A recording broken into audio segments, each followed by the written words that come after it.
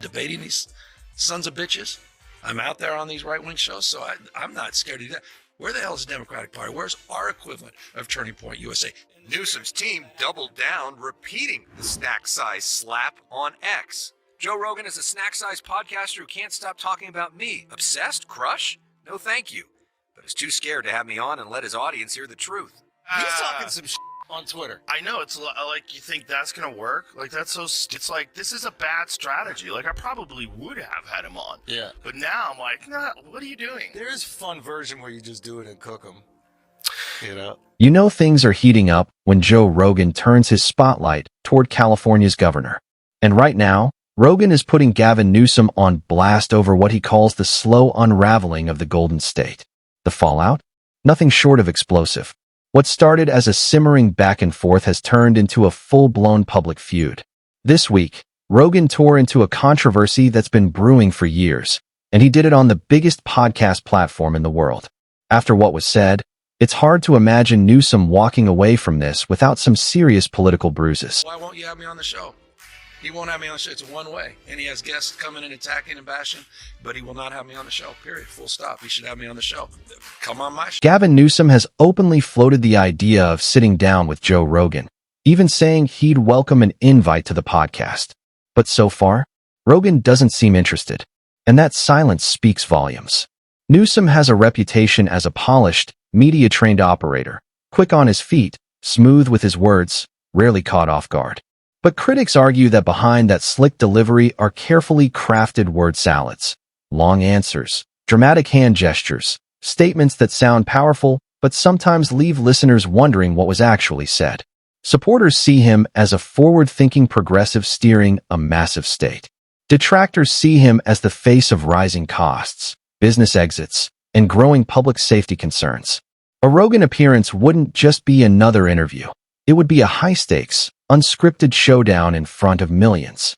And instead of agreeing, Rogan fires back hard. You can't ruin a city and then go on to ruin a state and say, guys, that was just practice. I know. Once I get it as president, I'm going to fix it.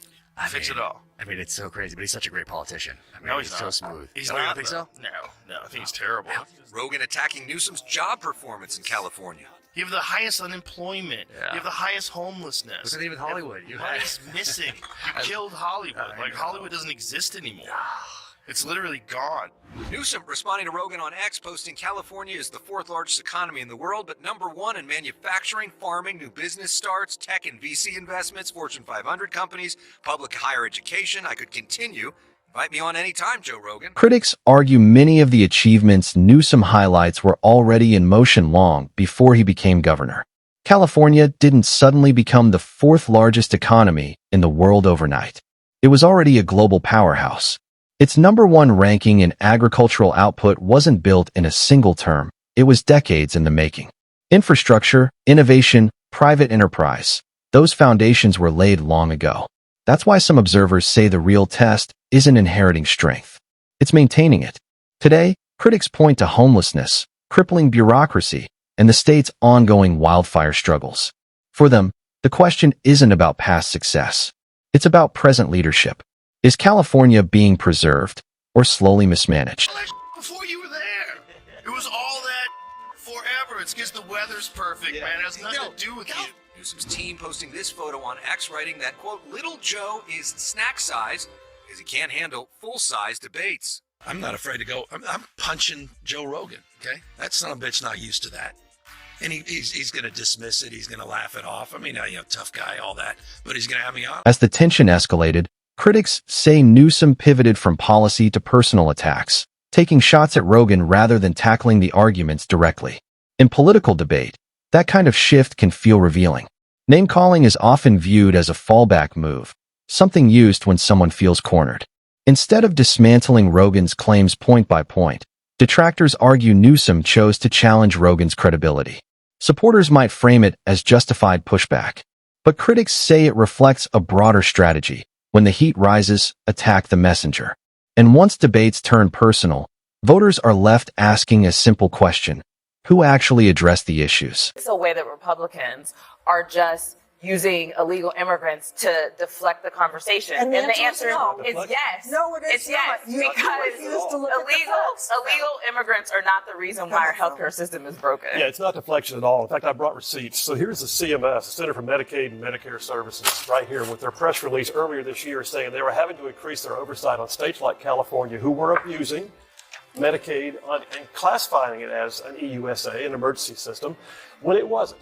You've got the average state spends 5% of its Medicaid roughly on emergency services. California, 35 to 40%. Why would that be? Because California passed a state law that says we will fund Medicaid for illegals. And then, oh, by the way, we'll raise our provider taxes. And then, oh, by the way, we'll use that as a match to draw down federal funds. And they're using this whole cavitation process. An accounting trick to put it on the taxpayer. Money is fungible, and California's loophole is abused. Newsom's tenure hasn't been free from controversy. Critics frequently cite concerns about spending priorities and a lack of visible results despite massive investments. The most talked about example, California's high-speed rail project.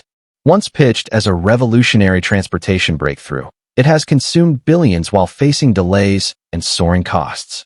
To skeptics, it's become a symbol of government overpromise and underdelivery. Then there's homelessness. Billions have reportedly gone toward addressing the crisis, yet tent encampments remain visible in major cities. Water management during recurring droughts is another flashpoint. Opponents argue the issue isn't funding, it's follow-through. For them, accountability matters more than announcements. And these are the concerns fueling Rogan's reluctance to host him. Baiting these sons of bitches. I'm out there on these right-wing shows, so I'm not scared of that. Where the hell is the Democratic Party? Where's our equivalent of Turning Point USA?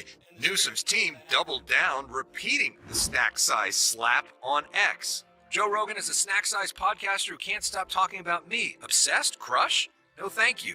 But he's too scared to have me on and let his audience hear the truth. He's talking some shit on Twitter. I know, it's like, you think that's gonna work? Like, that's so stupid. Like, this is such a bad look. It's such a bad choice. There's a little desperation in it. But it's just stupid. It's like, this is a bad strategy. Like, I probably would have had him on. Yeah. But now I'm like, nah, what are you doing? There is a fun version where you just do it and cook them. For Rogan supporters, his response felt like a mic drop moment. If Newsom were to appear on the show, it wouldn't be a scripted media stop. It would be a long-form, pressure-filled conversation in front of millions. No teleprompters, no time limits, no rehearsed talking points. Rogan is known for digging deeper, circling back, pressing until answers are clear. In that environment, lengthy explanations could unravel fast. Critics speculate that instead of Rogan dismantling Newsom, the governor might stumble simply by over-explaining and losing control of the narrative. And in politics, losing control of the narrative can be costly. Governor Newsom has repeatedly said that Democrats need to do a much better job attracting men, especially young men who are often drawn to podcasts. And Aaron, nobody does that better than Joe Rogan. His interview with then candidate Trump last year got 60 million views on YouTube. Some critics argue Newsom's approach mirrors a broader Democratic strategy seen in recent election cycles. Go on offense, draw sharp contrasts, and aggressively target opponents, especially Donald Trump. The idea was to energize the base and sway undecided voters. But detractors say relentless attacks sometimes backfired, reinforcing divisions instead of persuading middle America. For many Americans, constant political combat felt exhausting rather than convincing. Instead of policy debates, it became personality clashes. Those drawing parallels believe Newsom risks repeating that pattern, focusing on critics instead of calming voter concerns. In politics, tone matters, and misreading the public mood can carry consequences. It was never on my bingo card. I didn't grow up saying, one day I'll be this person. There's not a photo on the wall of me There are meeting people someone. that think that you that. were that way back in the day. I think well, that's a whole deeper conversation of perception versus reality.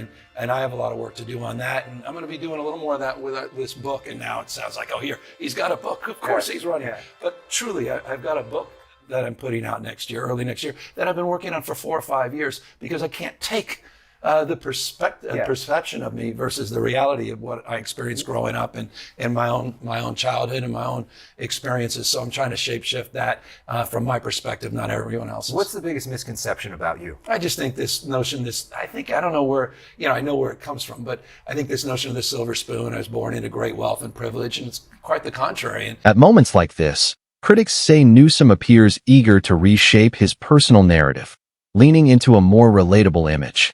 But voters remember his background. While not born into extreme wealth, he wasn't exactly starting from nothing. He had access, education, and influential networks that opened doors early in life. One detail often resurfacing is his connection to a powerful California figure who served as his godfather. To skeptics, proximity to power complicates any self-made storyline. They argue opportunity matters, and Newsom had plenty of it. Whether voters see that as privilege or simply circumstance depends on perspective, but it undeniably shapes how his story lands. That in 2021, San Francisco issued only 2,000 permits for new homes. Sure, there are people living in the streets, but that's because we want to make sure the apartments they don't live in are perfect. I don't fear AI anymore because it couldn't possibly be any more robotic than the humans who run things now.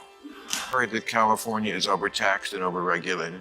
Francisco, the city's so nice you'll step in poop twice. It's an area where homeless people were urinating and defecating, and it was starting to annoy the people breaking into cars.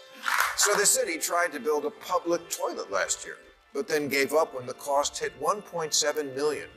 Not $1.7 million for a public toilet system. Bill Maher has also voiced frustration about what he sees as California's growing dysfunction. On his show and in interviews, Maher argues the core issue isn't just ideology, it's bureaucracy. Endless permits, reviews, committees, and regulations that turn simple projects into multi-million-dollar headaches. One example he highlighted stood out. A private entity reportedly facing nearly $2 million in costs to build a single public restroom. For Maher, that's not just waste, it's symbolic. When basic infrastructure spirals into staggering expenses, something deeper may be broken. His warning isn't partisan. It's about systems that feel detached from common sense. Of regulators, administrators, inspectors, contract reviewers, project managers, fee assessors, special commissioners, zoning officers, and consultants whose jobs seem to be to make sure nothing ever happens and then charge you for it.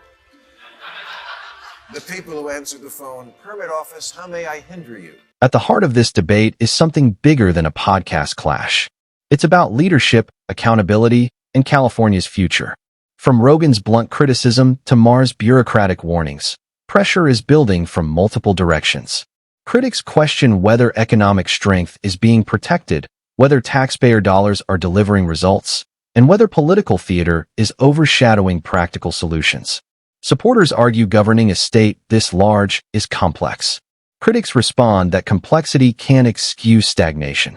Ultimately, voters will decide whether this narrative is exaggerated noise or a real warning sign. And that's the conversation shaping California right now. If you found this breakdown insightful, hit like, subscribe, and stay tuned for more in-depth analysis.